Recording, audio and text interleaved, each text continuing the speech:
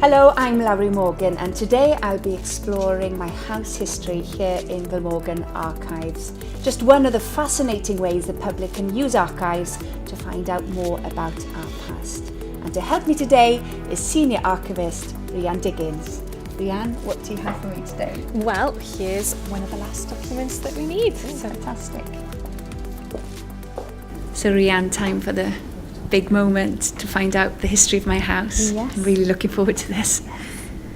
Well, we've got a map here. This is an Ordnance Survey map which dates from 1940, so not that long ago. Right. But it's important to start with what we already know. Right. But we can go back. We've got a lot of maps for the area, and if we go back to this one here, this map dates from 1882.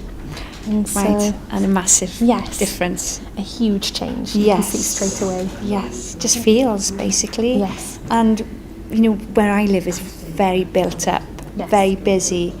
But looking at this map, most probably you only had farm animals occupying the land then. Yes. I noticed some things haven't changed in a century. Some of the running routes that I use Yes. are still there. Yeah. I can see them. Is it only maps you use then? No, there's other documents that we can look at, including things like building plans, for example. Right. And we have one over here. So this is a plan for houses on Taylor Street. Right, yes. Nothing much has changed. No. I live in a Victorian terraced house. Do you have an idea who would have lived in these kind of houses? There's other documents that you can look at which will tell you. You can look at census returns, which date from 1911 back to 1841, and they'll give you lists of people who lived in the houses. You can also use trade directories then to find out who lived in the houses. And there's other records you can use, estate records, including rentals and taxation records, which will build up a picture of who lived in a particular property.